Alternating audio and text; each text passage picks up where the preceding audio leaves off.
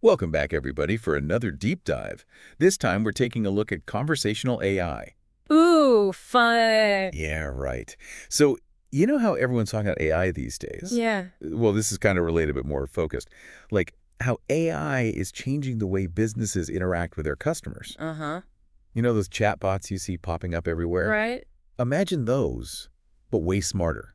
Yeah. Like having a conversation with the computer that can actually solve your problems. Instead of giving you canned responses that don't actually help. Exactly. That's basically conversational AI in a nutshell. And it's becoming more and more sophisticated all the time. Like we're seeing AI agents now that can handle complex requests, figure out what a customer really needs, and even take actions to help them. That's wild. So it's like these AI are actually becoming helpful instead of just annoying? Right. Yeah. Like a true virtual assistant. Okay, so speaking of virtual assistants, have you heard about Amazon's new AI shopping assistant called Rufus?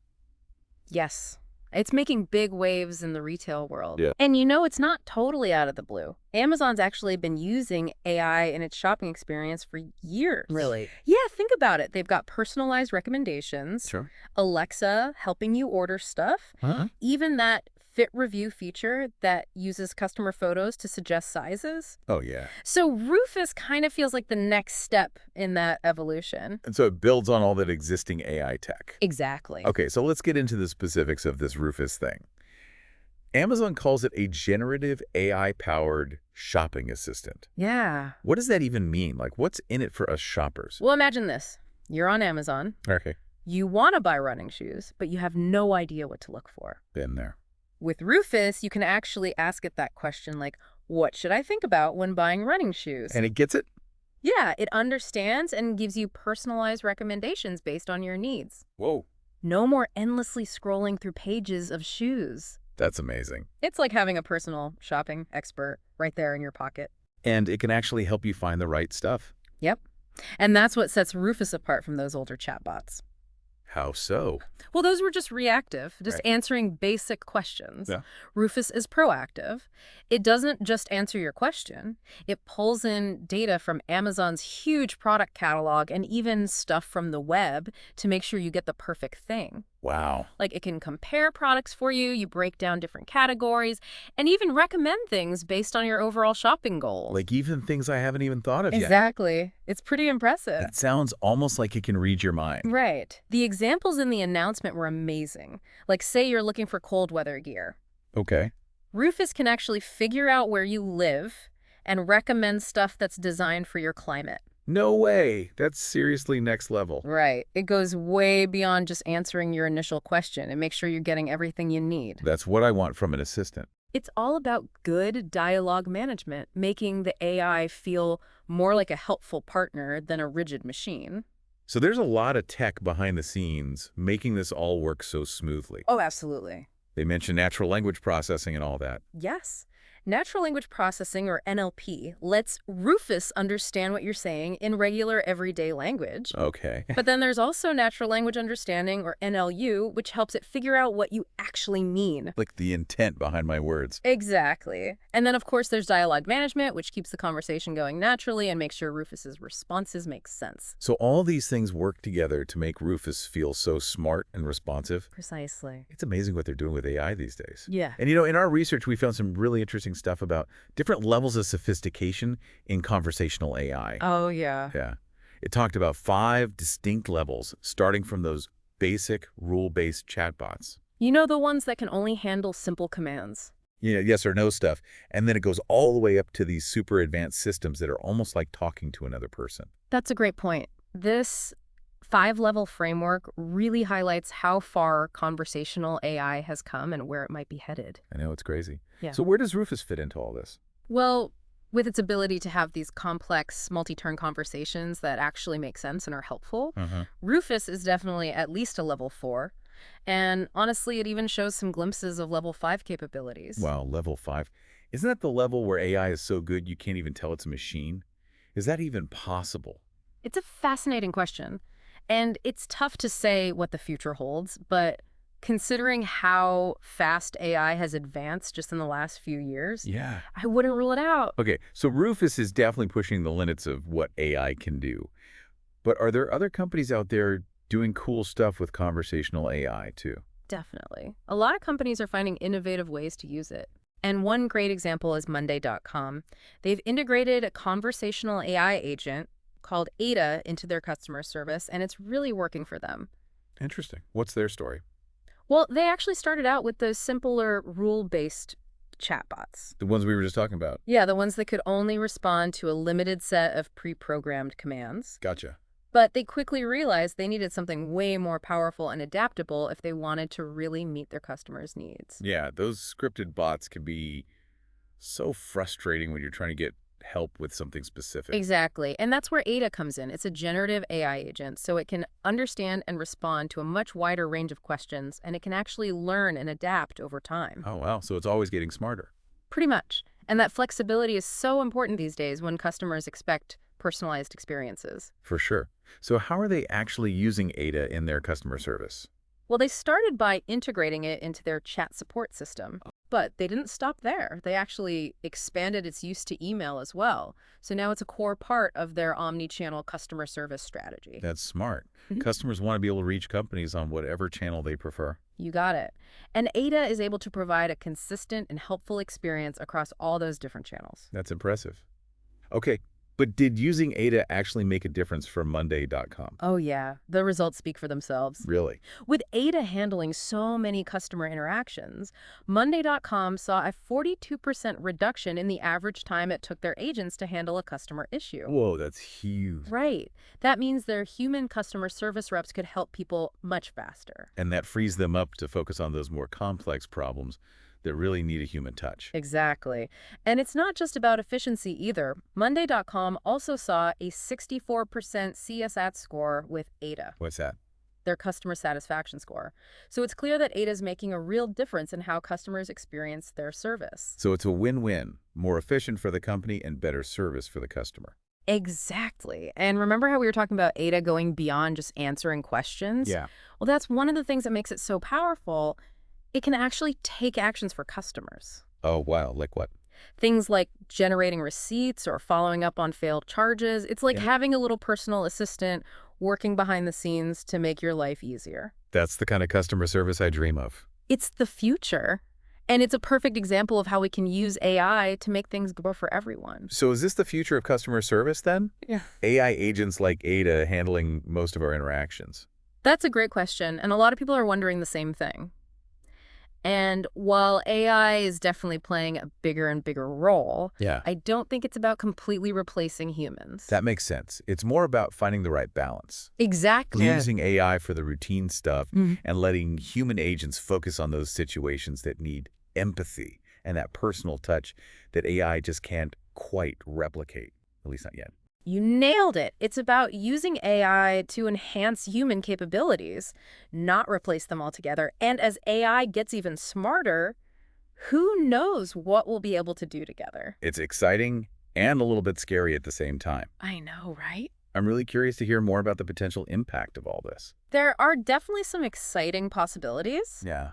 but also some challenges to think about. Okay, well, let's dig into all of that in part 2 of this deep dive. So you're curious about the impact of all this. Well, for businesses, it's a total game changer. How so? Well, think about it. Improved efficiency, lower costs, happier customers. Sounds like a dream. Right. But it's not as simple as just throwing some AI at the problem. Businesses need to be smart about how they implement it. So you're saying there's a right way and a wrong way to do this? Absolutely. They need to really understand what their customers need, then invest in the right tech and training. It's not a one-size-fits-all kind of thing. Makes sense. Okay, so Yeah. we've talked about what it means for businesses, but what about us, the customers? What's in it for us? Imagine a world where you can get help instantly, 24/7. No more waiting on hold, no more navigating those frustrating phone menus. Oh man, I hate those. Right. That's the promise of conversational AI. Okay, that sounds pretty good. But honestly, sometimes I actually want to talk to a human.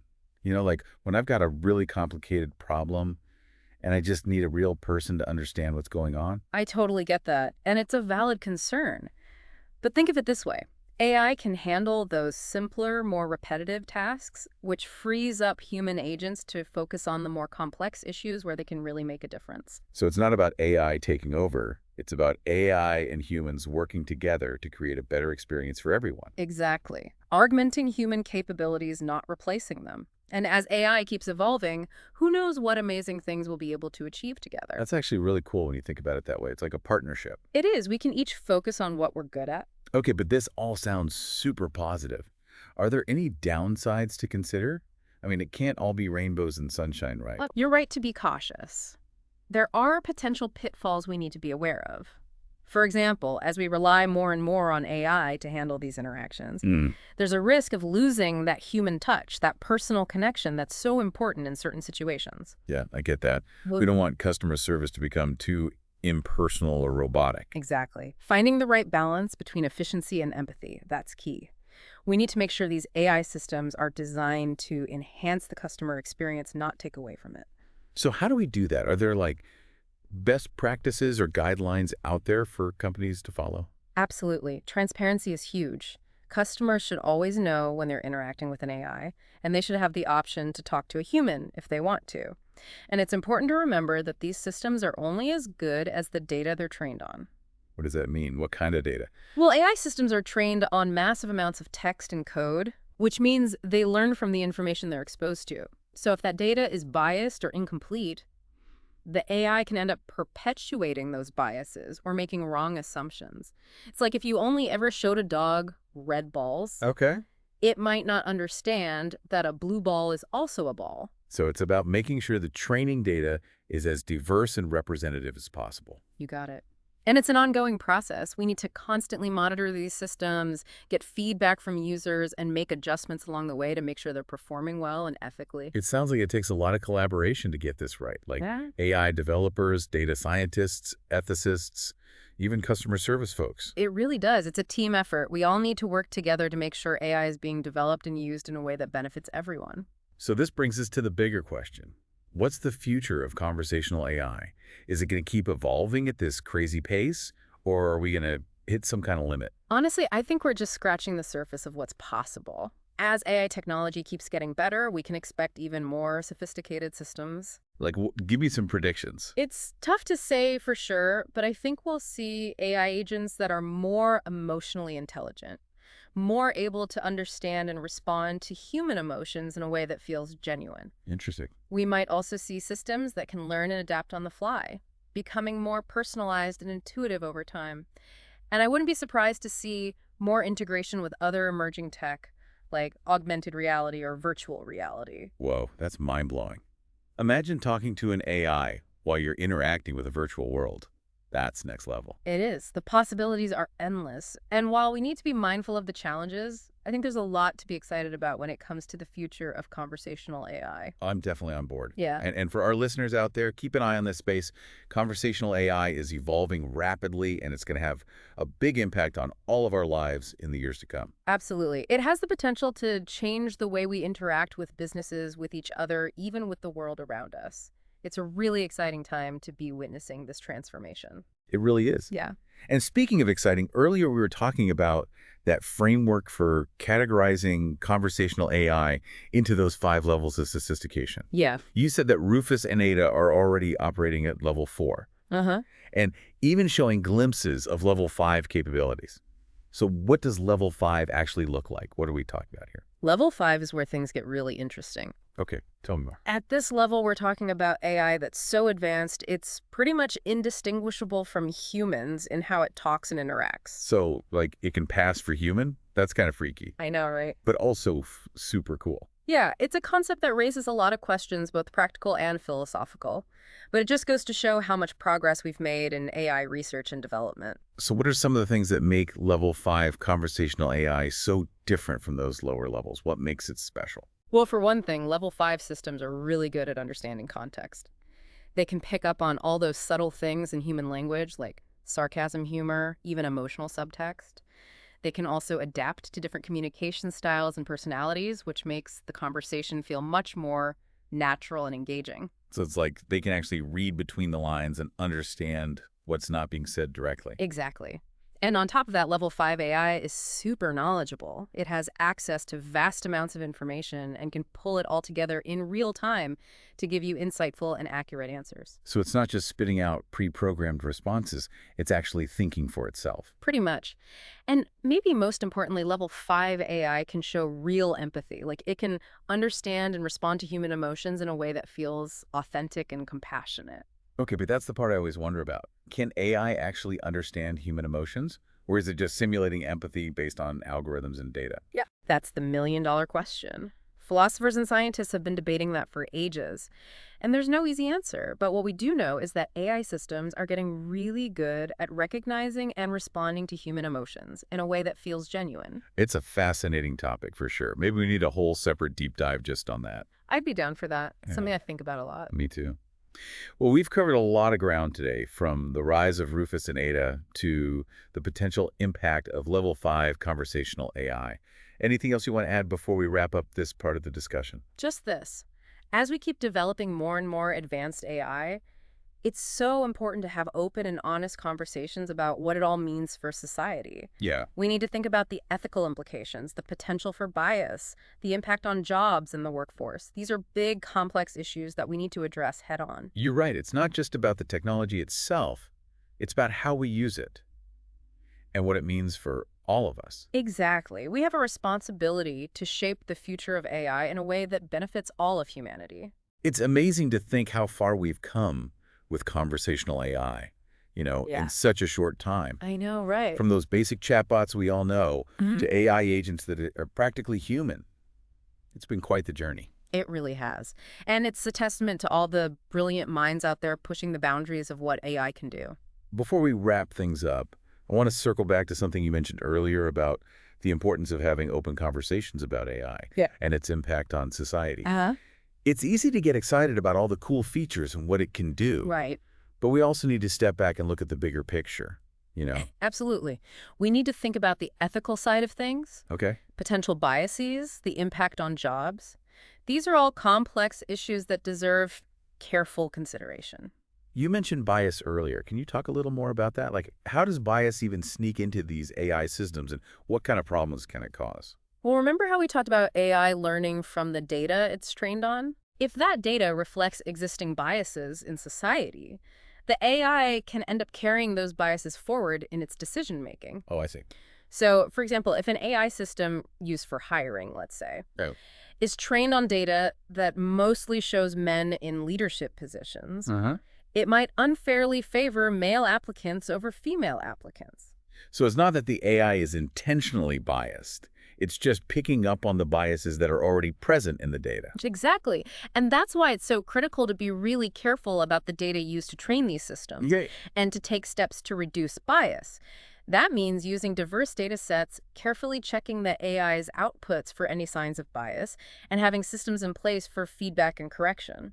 So it's a continuous process of monitoring and adjusting. It is. It's a big responsibility for those developing and using these AI systems. They have a lot of power to shape how this technology impacts people's lives. Absolutely. We need to ensure these systems are fair, transparent, and accountable. What about the whole issue of AI and jobs? A lot of folks are worried that AI is going to automate so many jobs that humans do now Right. and lead to mass unemployment. Is that a legitimate concern? It's definitely a topic that's causing a lot of anxiety, and understandably so. But I think it's important to remember that AI is ultimately a tool. Like any tool, it can be used for good or for bad. So it's not necessarily about AI taking over jobs.